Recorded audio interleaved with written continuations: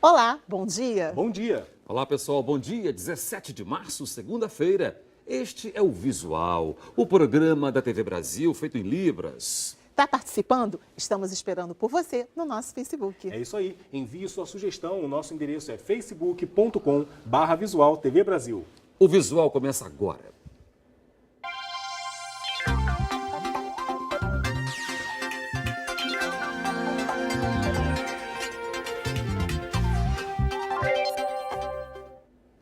A violência contra a mulher ainda assusta, apesar dos avanços conquistados com a Lei Maria da Penha. Em Minas Gerais, o cerco aos agressores aumentou. O número de homens monitorados por tornozeleiras eletrônicas foi multiplicado por 6 em um ano. As mãos são de uma mulher que demorou quase 40 anos para ter novamente orgulho de ser quem é. Eu não queria ser mulher, não queria ser mulher. Eu falei, não é possível que mulher só veio para isso? Trabalhar, fazer tudo, cuidar, carinhar. E só ter desprezo mesmo, desse jeito? Nada, nada, nada. Eu não era nada, ninguém, nada, nada. Tanto é que às vezes ele me chamava de bactéria, lepra. Vítima de violência doméstica, sofreu todo tipo de agressão. Ficou cega de um olho e perdeu as contas das fraturas que teve. Escondia de todos o que vivia e há um ano decidiu que era hora de mudar. O marido agressor foi enquadrado na Lei Maria da Penha. Somente nos 2 primeiros meses deste ano, mais de 1.000 mulheres registraram ocorrências de violência doméstica. Em 2013, foram cerca de 11.400 registros, que geraram mais de 8.600 pedidos de medidas protetivas. Para garantir o cumprimento do afastamento, 275 agressores enquadrados na Lei Maria da Penha utilizam a tornozeleira eletrônica, número que cresceu 650% em um ano. O agressor vê que tem uma barreira e a mulher se sente mais segura. Essa sensação de segurança, né, da mulher é muito importante para ela. Mulher não deve ficar calada. Que vergonha de quê? Vergonha de ser boa, de ser honesta e ser tripudiada igual eu fui, entendeu? Nós somos gente, eu não me sentia gente, hoje eu sei que eu sou gente. Mas eu estou feliz, você sabe por quê? As minhas filhas não sofrerão isso. E meus filhos não farão nenhuma mulher sofrer.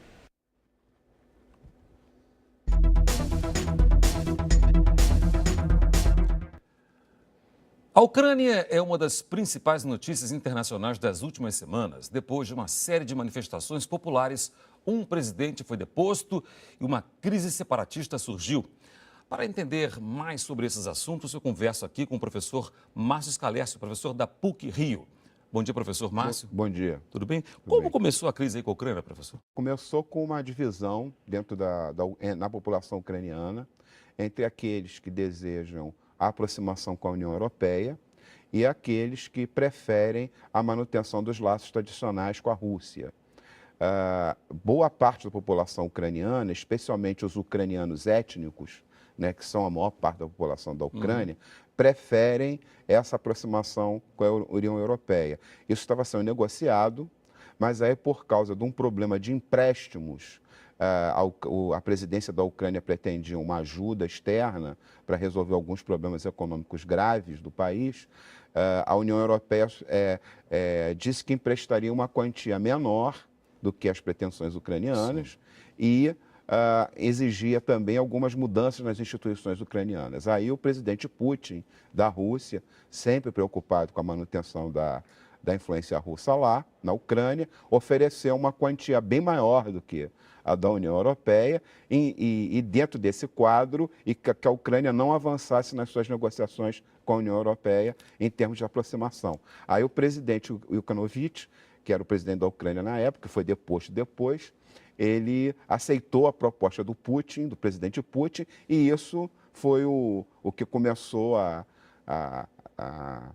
produzir as manifestações de protesto, que se ampliaram por causa da repressão policial muito grave, muito dura, muito violenta, que acabou vitimando manifestantes, e aí isso engrossou de tal maneira que vai culminar com uma verdadeira sublevação em Kiev, que é a capital da Ucrânia, e a deposição do presidente, que era o presidente eleito, que era o presidente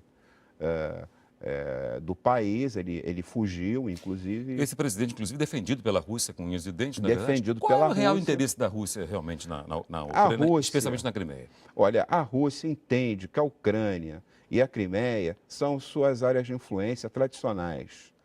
A Crimeia, em particular, que é a região que está ameaçando se separar e se juntar à Rússia, ela tem a população majoritariamente de fala russa. E há uma base lá. E não é? a principal base naval da frota russa no Mar Negro, que fica na cidade de Sebastopol, que também é uma cidade historicamente muito importante para os russos. Então, eu diria que, por um lado, há uma política da comunidade europeia, da União Europeia e dos Estados Unidos de puxar a Ucrânia para o seu lado, e, por outro, há uma política do presidente Putin de impedir que isso aconteça e de tentar manter a influência política russa naquela região. Então, nós estamos diante de um cabo de guerra. Né? Tá certo. E agora vamos ver a pergunta da telespectadora surda Rosana Grassi, professora de Libras do Rio de Janeiro. Eu gostaria de entender com mais clareza algumas questões sobre os conflitos na Ucrânia. Qual seria o real motivo que teria feito o presidente Viktor Yanukovych fugir da Ucrânia para a Rússia? Eu li alguma coisa sobre acusações de abuso de poder e assassinatos. Ao mesmo tempo, ele continua dizendo que é o presidente do país. Poderiam me esclarecer isso? Bom, o presidente da Ucrânia, ele foi deposto por causa das manifestações que aconteceram em Kiev e fugiu por causa dessa situação. Contudo, ele tem declarado que ele é o presidente legítimo da Ucrânia porque ele foi eleito. Houve, de fato, vítimas nesse processo de manifestação, porque as forças de segurança agiram de maneira violenta e manifestantes também. Existem acusações que entre manifestantes estão presentes milícias ucranianas nacionalistas extremadas e até simpatizantes de nazismo e fascismo, como, por exemplo, um partido chamado Sloboda, né, que teria essas ideias políticas próximas ao extremismo de direita. Então, isso tem sido usado como argumento para justificar, por exemplo, a intervenção russa na Crimeia, com o objetivo de proteger a população russa dessa situação. Professor, que soluções o senhor acha que são viáveis, né, para evitar aí uma crise maior? Já se fala até de uma retomada da Guerra Fria. O que o senhor acha? Bom, esse cabo de guerra entre os Estados Unidos e a Rússia, os Estados Unidos e os seus aliados e a Rússia, já vem se dando há algum tempo. Eu posso dar 3 exemplos disso. Como as relações entre os dois países, entre esses grupos, não andam bem. Por exemplo, na Líbia, a Rússia protestou bastante contra a interpretação da resolução da ONU que admitia o estabelecimento de uma zona aérea de exclusão sobre a Líbia e acabou sendo praticada da seguinte maneira: vamos bombardear o regime do Gaddafi até ele cair. A Rússia acha que essa interpretação estava em desacordo com a resolução. A segunda divergência é na Síria. Enquanto que os Estados Unidos e as potências ocidentais são favoráveis à queda do governo Assad, a Rússia é contra a queda do governo Assad e tem o defendido no sistema internacional. E a terceira divergência é quanto ao Snowden, que foi o sujeito que trabalhava para a NSA e que denunciou que os americanos estavam bisbilhotando todo mundo, né? E que aí a Rússia concedeu exílio político, né? Então, essas alianças, essas relações da Rússia com o Ocidente, elas não têm sido boas, elas têm sido marcadas por crise. Então é possível um recrudescimento aí da... Não, é possível uma crise de longa duração. nada de situações dramáticas como uso de forças militares um contra o outro, coisas desse gênero, mas sanções econômicas, sanções políticas, protestos, manifestações simbólicas, isso nós podemos esperar que vai acontecer. Eu queria fechar perguntando isso para o senhor. Estados Unidos e União Europeia têm condições reais de pressionar a Rússia? Isso pode funcionar? Olha, essas pressões são sempre muito desconfortáveis, mas nós podemos imaginar o seguinte, em termos de sanções econômicas, o Irã sofre sanções econômicas da comunidade internacional desde 1979 e nunca mudou muito a sua política por causa disso. Se mantém, né? Exato. A Rússia, com muito mais recursos que o Irã, ela tem condições de sustentar pressões durante um longo tempo.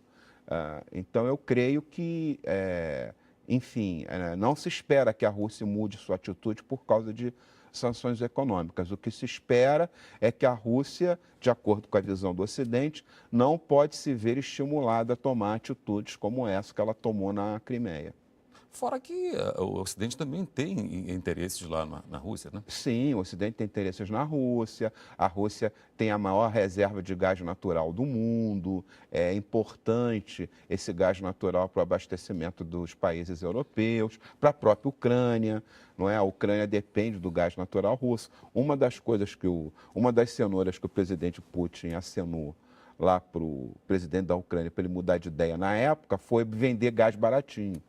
Então, quer dizer, a Rússia realmente tem capacidade de responder a essas pressões. Professor Márcio Gallerça, é um prazer tê-lo aqui conosco no Visual. Obrigado pelos esclarecimentos. Muito obrigado. O prazer foi meu. Muito obrigado. E o Visual termina aqui. Mas a gente volta amanhã. É isso aí. Lembre-se de deixar o seu comentário no nosso Facebook. Tchau, bom dia. Tchau para você. Bom dia.